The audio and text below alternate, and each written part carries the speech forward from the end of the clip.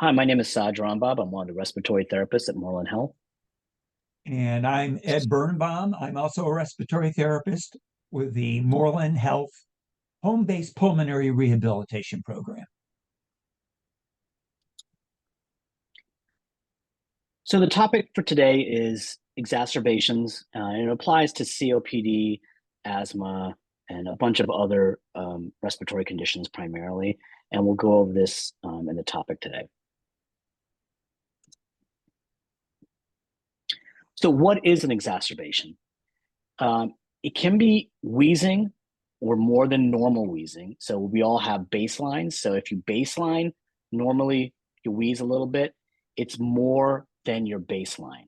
So it's anything more than what your normal day to day, where you're feeling pretty good level is. And that applies to everything as we get older and as our diseases progress. It's all about what your current baseline is. When you were 20 years old, your baseline was probably breathing clear, no problem at all. So any slight wheeze would be worse, and that would be considered an exacerbation. As we get older and become deconditioned, we get COPD, asthma, other chronic lung conditions, our baseline changes. So that applies to coughing more than usual. If you cough a little bit during the day, but all of a sudden you find yourself coughing a lot during the day, that can be considered an exacerbation. The same thing applies for your shortness of breath, worse than normal. So if your baseline is you're a little bit shortness of breath, short of breath all the time, but then you find yourself today, you're like, oh, I'm just really struggling. I'm just really, really short of breath. That could be an exacerbation. Also, increased amount of mucus. A lot of people will just produce mucus. They'll cough up mucus in the morning, and that's normal. But if it's a lot more mucus than normal, or if it's a significant change for you, that is also considered an exacerbation. Another big one is a change in the color of mucus. If your mucus is one specific color, let's say it's pale yellow normally, then all of a sudden it turns into like a dark yellow or a bright yellow or a green, that's definitely a change. And that could be also considered an exacerbation. Also, shallow or rapid breathing. Most people will lump shallow breathing with shortness of breath together and also wheezing, but they can be distinct categories. You can be just breathing shallow or rapidly and not really feel short of breath. So more so your partner would notice that as well. They'd be like, hey, you're breathing sort of funny. You're breathing a little bit fast today. Are you feeling okay? And so that might be another sign that you're headed towards an exacerbation. Right. So when we say normal and what's normal for you, people normally have some change from day to day that's within a normal range. So people almost always have better days and worse days during the week. When we're talking about an exacerbation, we're talking about, let's say, more mucus than your usual worst day. Okay. Maybe some days you don't cough up anything normally, and then some days you do. But if you're coughing up more than you typically do during a normal week or two, that could be a sign of an exacerbation. And if it goes on for more than a day or two, that's a much even clearer sign. And you will know your own pattern. People have their own patterns, and you're the one that knows that you or your caregiver, or if you are a caregiver and you're watching this presentation to help with someone, you know how they are from day to day during a normal week.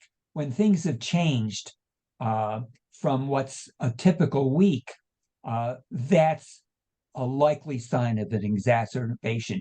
It's really helpful to know that pattern and to know when it changes and to respond to it. We'll talk about this in some more detail.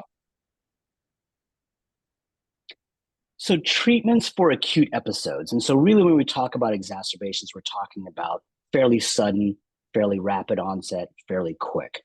So the number one thing that you can do immediately is eliminate the respiratory irritants. So eliminate the thing that you think is causing you to have this shortness of breath, this acute exacerbation. Common thing in the Pacific Northwest is the fire season. So when there's smoke outside, so if there's smoke or the air quality is calling for smoke or dense fog, close the windows. If you have air conditioning, turn on your air conditioning. Try to eliminate those irritants from getting inside. If it's poor air quality for pollen and you know the pollen is your trigger, try to close your windows and turn on the air conditioning. Maybe if you have allergy medication that you take seasonally, take your allergy medication. If it's cats, if you know you're going to somebody's house that has a cat, call ahead and be like, hey, has the cat been in? Have you cleaned up your house? Is the cat in the room that we're going to be having dinner in? Those kind of things. Just be aware, and it's not a bad idea to keep a journal of what your irritants would be. Just solidifies it in your mind so you're more aware of it, and just try to avoid those irritants if possible. But then if they do come, try to eliminate them and get rid of them as quickly as possible.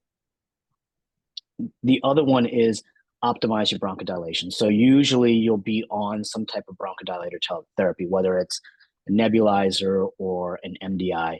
Make sure you're taking them the proper way and the proper sequence. You always want to take your bronchodilator first, followed by your other maintenance inhalers or nebulizers second. And make sure you're taking them on the routine, the scheduled routine by your provider. Also, for an acute episode, they might order you for steroids. So make sure you take your steroids as prescribed. You definitely don't want to skip around and play around with steroids. You want to take it exactly how it's prescribed to you. And they also might put you on some antibiotics. So take the antibiotics again for the full course, exactly as it's prescribed for you. And then oxygen is required. If you do wear oxygen at home, your provider or the ED doctor, if they're going to send you home, might say, oh, look, just turn it up just a smidge. Maybe if you're wearing two, maybe wear 2.5 or 3. But definitely make sure it's clear with your physician or your provider, and then turn it down as soon as you can. If you have a pulse oximeter, they can help you track and give you a nice number to maintain your oxygen saturation. Right. A little bit more about optimized bronchodilation. We're talking about the inhalers that you take for quick relief. Okay. You probably have one if you have asthma or COPD, maybe a couple of other illnesses. But when you would use those when it's harder to breathe, and let's say something that you normally can do. It might be maybe you can stand at the sink and wash dishes. And now you're finding it difficult to even do that. If use your inhaler, your relief inhaler freely. This is the time that to go for it. Okay. But having done so, and you've done it maybe more often than typical, maybe a few more puffs than normal, and you're not getting any better, then you want to let somebody know. Then it's probably not, if it's not working now, it's not going to just doing that day after day, maybe putting off getting more help when you need it. Okay. So optimize it, use it freely and use it aggressively, but don't rely on it to get you better. If it's not helping, maybe you need to do something else. That's something you should know. Okay. You or your loved one or whoever it is that you're helping care for. So when should I go to the hospital? That's a very common question that we get asked, especially on the inpatient side, when we're getting ready to discharge somebody, and then also when we're teaching pulmonary rehab. What is the point of where I say, okay, enough's enough, I got to go to the hospital? So we sort of break it down into a couple of different categories. So one is if there's a marked increase in intensity of your symptoms. And so we talked about the exacerbations, what it could be: cough, mucus production, mucus color, shortness of breath, wheezing. All those can be signs that you should go to the hospital. But if it's more sudden of a development, and if it's a change in vital signs, if you have your pulse oximeter, if you notice your heart rate is really going up and your oxygen level's low, or your pulse rate could be low as well, lower than baseline. Okay, we're going to be comparing this to baseline. That could be a reason for you to go seek medical attention from the hospital. If your severe underlying COPD or other respiratory conditions are combining, so if you have other comorbidities, other problems that can make other things worse. So if you have congestive heart failure, if you have diabetes, if you have some other type of respiratory issues as well, they can all combine to make things worse. Pulmonary hypertension, all those things can combine to make your severe underlying COPD worse. And then onset of new physical signs. So cyanosis, which is the blue tinting of your skin and your lips. That means your body's not getting enough oxygen. That's a really, really bad sign. And then peripheral edema is just swelling in your feet. So if you're taking Lasix, you probably already know about that. Diuretic, it helps you get rid of the water, excess water in your body. And you'll know the doctors will check your lower extremities to see if you have any edema or pitting edema or swelling. If that's getting worse, that can be a sign you should go to the hospital. And then also when you're treating yourself, when you're taking the bronchodilator aggressively, if that's not helping um, manage and treat your symptoms, then it's also time to seek attention. We already discussed the significant comorbidities, diagnostic uncertainty. If you don't know what it could be, you might have to go seek help. Maybe they can do some lab tests, they can do some sputum cultures, they can do a bunch of things to help pinpoint what is causing this flare up if it's not just a simple flare up. And then insufficient home support. We forget and we take for granted that people don't have really good home support and they're caring for themselves. And if you feel like you're not going to be able to call 911, get to the door, or get to the hospital in time on your own, and you don't have anybody there, maybe your loved one works night shift and it's nights, or they're gone during the day or on a business trip and you're all alone and you're not in your hometown. All those things can actually mean insufficient home support. Even though you're not at your home, you're somewhere else. It's just where you are. Go seek medical attention at the hospital. You don't want to be in an unsafe condition all alone. A couple more things about this. One is I've talked about people, you have had a certain pattern for flare-ups before, for exacerbations. And you know that when you saw the signs and you got the treatment, the steroid pills, let's say maybe antibiotics, and they worked. But this time there's something different than your typical pattern. So that could be a sign of a diagnosis that's uncertain. You don't make a diagnosis, but uh, your symptoms are not like what you've seen before. You would at least want to let somebody know about that. Uh, and this is a big red flag, a change in how you're thinking and how sleepy you are. If you or your loved one is hard to arouse, all you want to do is sleep. You may not feel more short of breath, but something is going on that's making that happen. That could be a dangerous sign. Or you're not thinking clearly. It's hard to it's hard to answer questions clearly. That's a big red flag right there. That might be a sign that you need to be in the hospital. Let someone know or get help, get additional help. So 5 tips to help avoid exacerbations. 1, see your doctor. See your doctor at regularly scheduled appointments, even if you're feeling fine. We really want to make sure we get a nice baseline level to make sure we know when you're below your baseline, so feeling worse or maybe potentially getting worse. And then maybe when you're above your baseline, when we know we've optimized your treatment and you're feeling great.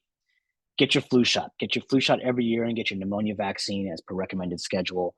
There is also a RSV vaccine, a respiratory syncytial virus vaccine.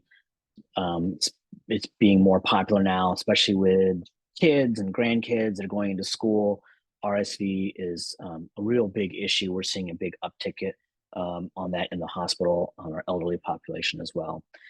And then wash hands. Wash your hands often, 20 seconds in warm water and antibacterial soap.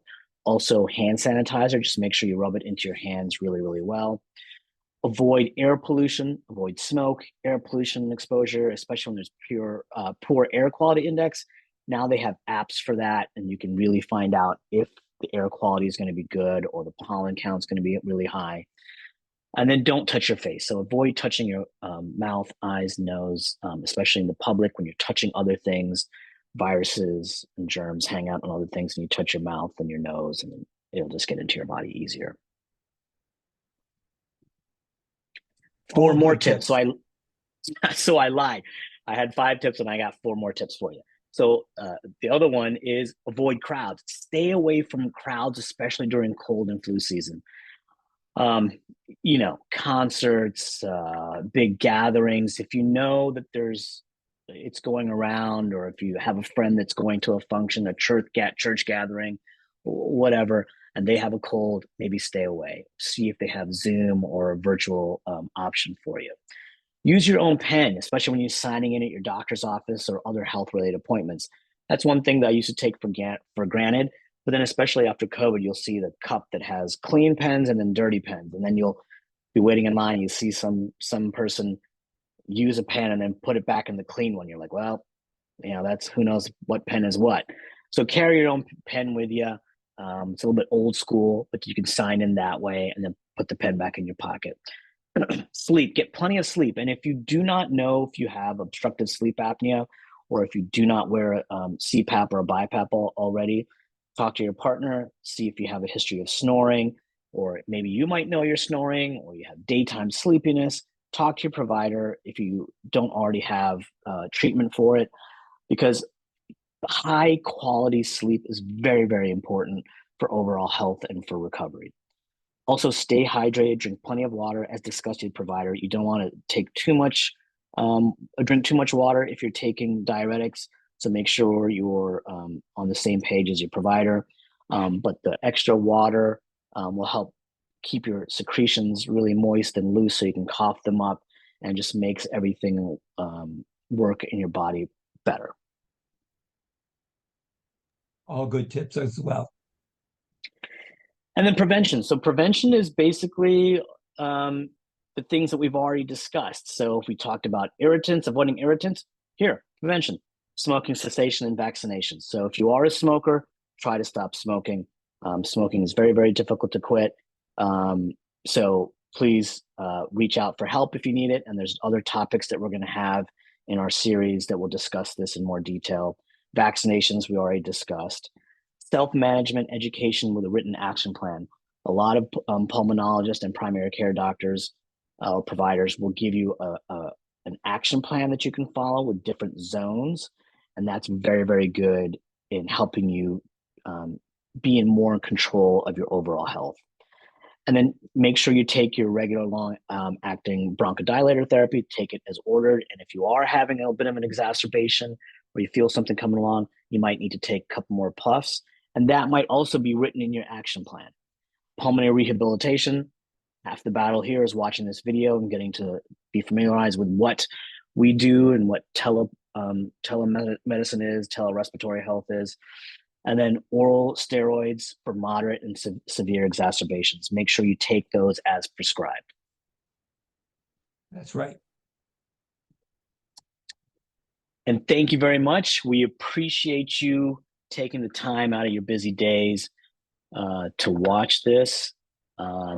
We do know that there's a lot of resources out there, and we really appreciate you watching our video.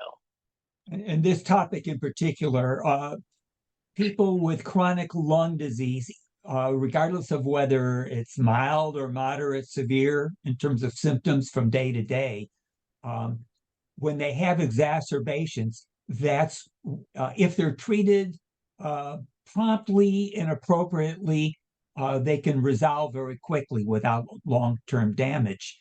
But otherwise, if they're not addressed appropriately and soon enough, that's when people can actually are subject to death, or certainly hospitalization. There's a chance that their baseline declines. That doesn't have to happen. So we're really, really glad that you tuned into this presentation, and I hope it's helpful.